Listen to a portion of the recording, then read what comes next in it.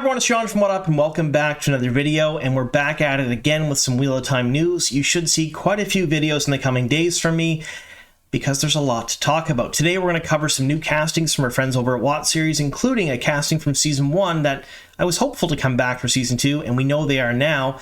We're going to talk about the HMV Blu-ray edition of The Wheel of Time, just a short footnote on that, basically confirming my fears about it.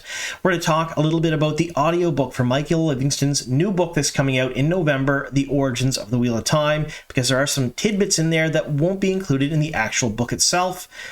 All of that, including Lorne Balfe possibly spoiling a reveal for next month for Season 2. Yeah, we're going to talk about that too. But if you're new to the channel and you don't know what we do here, we cover Wheel of Time show news. Anything and everything to do with the Wheel of Time, that's what we talk about here. Whether it be leaks, rumors, official stuff, or just crazy theories, that's what we cover. And if you like that sort of thing, or if you just like fantasy in general, make sure you click the subscribe button and the notification bell, and I'll keep you up to date on all of the latest goings on for the Wheel of Time production. Now, before we get into the actual video, I do have to give a slight spoiler warning, because we're going to talk about some elements of what may happen for Season 2 of the Wheel of Time. So, spoiler warning. In today's video, we're going to talk about elements of Season 2 and Season 1 of Sony and Amazon's Wheel of Time show. So if you've not watched the first 8 episodes, that's Season 1 of The Wheel of Time, and have not read the first 3 books, that's The Eye of the World, The Great Hunt, and The Dragon Reborn, be forewarned, I may ruin minor plot points and minor character arcs from all of those mediums. Alright, that being said, let's get on to the video. Alright, so we're going to talk about some castings here first, and this comes courtesy of Wotseries.com. I've left a link to the article down below in the description box if you folks want to check it out when you're done the video. But we're talking about 2 brand new castings that could possibly be new or amalgamated characters, and 1 returning cast member as well. So the first one is Rachel Denning. Now, she is a UK-based actress who's been acting since about 2011. Now, she has restricted growth and appeared in a 2011 documentary called Short Works, where it highlights the difficulties that actors and actresses with dwarfism face in the entertainment industry. She's been known for a ton of different things, whether in TV or movies, but you probably will recognize her from either Artemis Fowl or Doctor Who. Now, she's going to be playing a character named Naomi in Season 2. Now, this character will likely air in episode 5 or 6, so smack dab in the middle of the season, and there is no real character in the books named Naomi. That's N-Y-O-M-I. So, likely, it's an amalgamation of other characters, or just a brand new minor character that forwards the plot in certain ways, shapes, or forms. Now, if I had to guess where we're going to be at in 5 and 6, I would say we're probably going to be smack dab in the middle of Kyrian. So perhaps she will play a character either at Lord Barthane's Manor, or someone that Rand meets in the Foregate. I really don't have a whole lot more information other than the fact that she's playing a brand new character. So we can pretty much put her anywhere. You remember when Dana was cast for Season 1 of The Wheel of Time, and everyone speculated for ages on what that person could be? Well, they ended up being a Dark Friend innkeeper, and no one guessed that, including myself. So we really don't know what Rachel's going to be playing in the second season, but we do know that it'll either be an amalgamation of various different characters or a brand new character. The second casting is Michael Amariah. He's a London-based voiceover artist and actor, and he's been acting since about 2021, so he is relatively new to the business, and you can catch him in the upcoming Amazon Prime show Riches, as well as Apple TV's Liaison. Now, he did do a Dragon Ball Z short where he played Piccolo, which is near and dear to my heart, of course, because I'm a big Dragon Ball fan. I have a bunch of tattoos. I've watched all the Dragon Ball, all of them, from start to finish multiple times. Big fan. But he is credited as playing a Gleeman in Season 2. Now, we don't know which episode he's going to be in. We don't know the name of his character. However, we can kind of guess maybe where he's going to show up. Now, in my mind, there's only a few spots in Season 2 where we know we're going to head where Gleeman are likely to be. The first one is maybe Rand when he's on the road by himself. He stops at an inn. We've already seen Tom introduced that way in the first season. It's quite possible that his character will be introduced in the same fashion, and maybe that'll lead to Rand meeting up with Tom again later on, or finding out that he's still alive. Like I said, there were spoilers for the later books.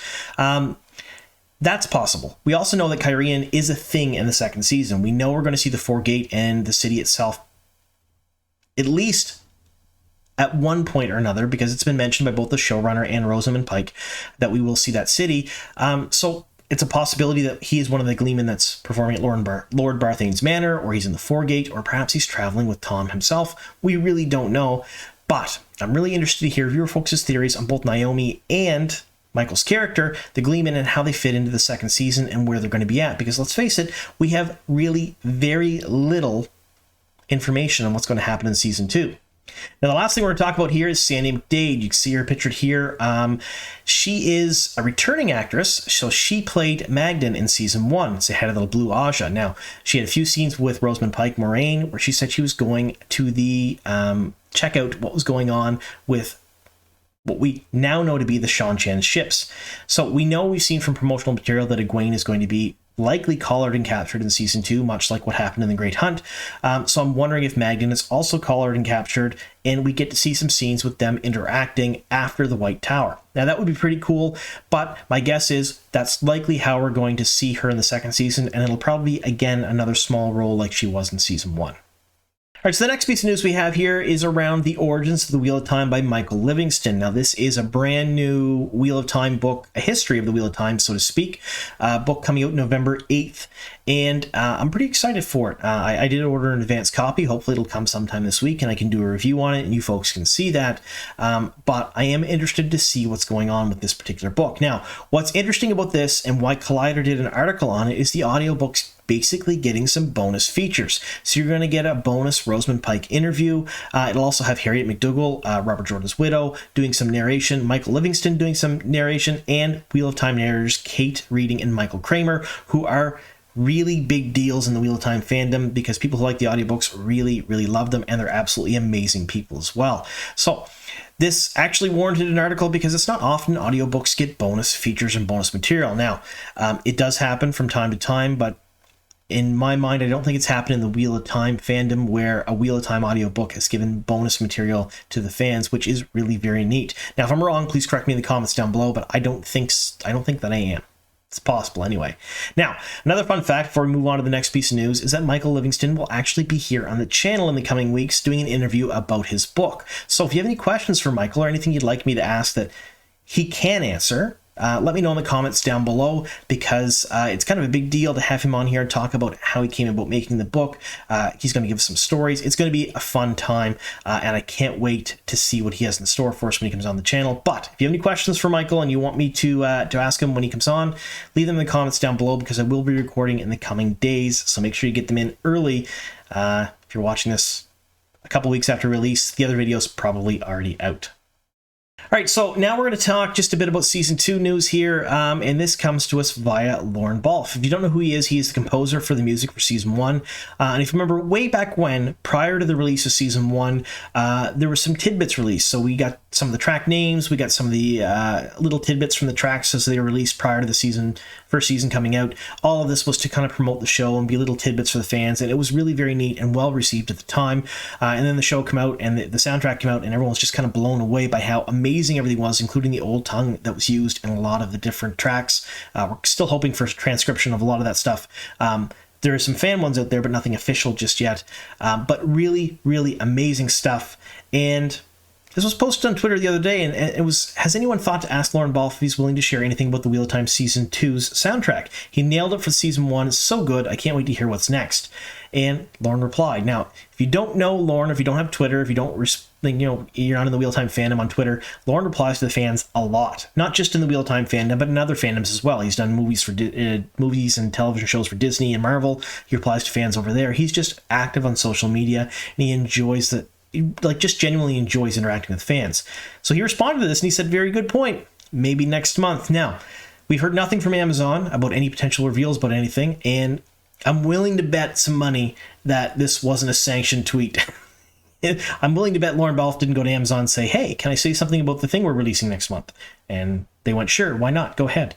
I'm willing to bet he just tweeted this out because it happened quite a few times for Season 1 with stuff where he just kind of tweeted things. He's his own entity. He does his own thing. And it usually gives us a little bit of information here as fans, and we receive it quite well. So I'm willing to bet that we're probably going to get something next month, whether it be track titles, which will give some hints to what happens in the second season. Maybe we'll get a small tidbit or two of some of the music, a sample, or maybe we'll get another teaser with some of his music in behind, which is also entirely possible because that happened prior to Season 1. Now, I have seen people on Twitter and on Facebook and Reddit speculating that this means, well, the show's got to come out next month. Lorne Balfe said so. No, not at all. If it was coming out in November like it was last year, we would have already had a release date at this point. There already would have been some sort of coordinated marketing campaign. Now, I am the first person to criticize Wheel of Time marketing because it's been absolutely abysmal. However, they did at the very end coordinate some sort of campaign where they pushed for season 1, and it would have already started by now. Now, we do know that Rings of Power is done. October 14th it finished, and there was a lot of speculation in the fandom that the reason we haven't heard much about the Wheel of Time was Rings of Power. It is Amazon and Jeff Bezos' flagship. It's their baby. It's their big property that they want to push, and they didn't want to have any other fantasy property kind of take away even a little bit of the bandwidth or limelight away from it, because they sunk so much time, effort, and money into it, and they needed it to succeed. So that's why we didn't hear much about Wheel of Time. At least that's a speculation anyway. But with it being done, and I finished the after show last week, so we're done of Rings of Power until season 2 comes out. I suspect we're going to start seeing some of the stuff for season 2 ramping up, and I hope that they learn from mistakes in season 1 and we get more and more marketing earlier, because let's face it, Rings of Power was the biggest marketing tool they used for Wheel of Time, and it was completely unintentional, at least at first. And then with New York Comic Con putting the panels back to back, they started to kind of realize, hey, fantasy fans just like fantasy. So whether it be Rings of Power, Wheel of Time, we're probably going to watch both. So they started marketing to more people, and the Wheel of Time had a big resurgence in viewers, mainly due to Rings of Power, because people didn't know Wheel of Time existed until they started seeing it advertised around Rings of Power. Now, all of that being said, HMV did release a Blu-ray of the Wheel of Time. I talked about this in a video months ago, and I expressed my disappointment that it didn't announce that there was anything on it. Now, a few people have gone out and bought it. I didn't, because I didn't suspect it would have anything I wanted on it, and they said it was pretty bare bones, basic. It was like watching the show on Amazon Video. Now, my thought process around this is most likely it's for people who don't have the streaming service that still want to enjoy the show. You're going to see it at libraries. You're going to see it in people's collections that don't subscribe to Amazon Prime. You're going to see it those sorts of places. You're not going to see it in the big fans who collect things, because there is no behind the scenes stuff on it. There's no x-ray stuff. There's nothing else on it. Essentially, none of that is there at all. It's just straight show, just the 8 episodes. That's all. So if you already have the streaming service, if you have Prime Video, save your money, don't buy it. It's not a good thing from Sony Pictures to buy that, because you're not getting anything extra. Wait for a collector's edition to come out, or we can hope for a collector's edition to come out in the future. I don't know if that's going to happen, but I really want to see something with all of the x-ray stuff, all of the origins, all of the shorts and things that they're releasing here in between seasons to keep us entertained. I want to see all of that in a collector's edition for the first season, or the second season, or the whole series eventually near the end, because that's the stuff I like. And if it's all in one convenient location in a nice, cool box set with some fancy artwork, kind of like what we see behind me here, I'd buy that in a heartbeat, and I'm sure a lot of other people would too. All right, so we're going to end today with something fun. This is a special edition card released by Koala Sedai. If you don't know what they are basically Wheel of Time fan cards made for the show and for fans as well. And they've been releasing them steadily over the last year or so. This is the second card that I've released here on the channel, and they're a whole lot of fun. Something I will note, Koala Sedai has mentioned it a couple of times, that there is something very special in each and every one of these cards that no one has figured out yet. There's something hidden in all of them, and once you do, it'll be a fun little treat for you folks to figure out. But Koala Sedai is not going to tell anyone. You got to figure it out on your own. So if you can figure out what's special about every single one of the cards, it's something hidden, then maybe you'll get a special treat. All right, so here's what it is. This card is to celebrate winner 2 out of 3 from the WotCon photo competition that they ran. It's the third limited edition card, but the second winner. These are going to become really special cards, especially as they get to WotCon next year, because they will show up next year to WotCon, and they will have printed cards with them, and they're really hard to get a hold of. If you've managed to get a hold of a couple of those cards, they're probably going to be well sought out in the fandom. Now, Lady Guinevere looked amazing as Guinevere Sedai, and the detail and the effort that went into the creation of her shawl just had Koala Sedai in awe, so of course she won the photo competition. And they want to shout out to 9LZ, who actually took the photo and submitted it as a composition in the original. Is just absolutely beautiful Koala Sedai set. They also say, well, they've released 20 Season 1 cards from the show. They have a lot more to complete the set, and they will also release a few pre-season Season 2 cards at times, such as the Dordal card we released after the teaser trailer, which is pretty neat. If you didn't know that one, it's the Murdral that's kind of nailed to the door. Really neat, really kind of cool. Koala Sedai has been heard frequently saying it seemed like a good idea at the time, but it's taking a lot more time than I thought. And Terry Sedai is working on a game that can be played using the cards. Koala knows what the family is going to be doing this Christmas as they iron out any wrinkles. So of course they're going to be playing the game. Now, they also wanted to thank everyone in the fandom for all the support that they've given them, because this has been received just so well by absolutely everybody. Everyone thinks it's a really good thing. And let's face it, any kind of interaction between Wheel of Time fans is 99% of the time absolutely amazing. We all love and support each other, and I love seeing other creators making all sorts of different mediums, because I get to enjoy them as well. I'm not just a content creator myself, I'm also a big fan, and I like seeing this sort of stuff. Speaking of that, I do have something special coming later on this week, I hope. Depends, my mail is pretty slow, but there is a special box coming to me with a few tidbits from someone who creates Wheel of Time stuff, and I'm going to be holding a contest where on that particular video when I release it, I'm going to be giving away some of the things that they're sending me to you folks out there, because not only do I like stuff, I like sharing it as well. So watch for that in the coming maybe week or two, next week or two. There's going to be a small contest that's going to run for maybe a week or so, where I'm going to give away some stuff that people are sending me to give out to the fandom, which is really very neat. Now, also, if you folks are content creators and you want to be featured here in the channel, or if you make Wheel of Time merch or just Wheel of Time cool stuff, drop me a line. My email is in the about box of my channel. I'd love to hear from you. I'd like some pictures of your things I'd like to feature here in the channel. Give links to where people can either buy or see your stuff, because the more the Wheel of Time fandom grows, the better we all off are, as far as I'm concerned. Anyway, thank you so very much for sticking with me here to the very end. Here's to many more.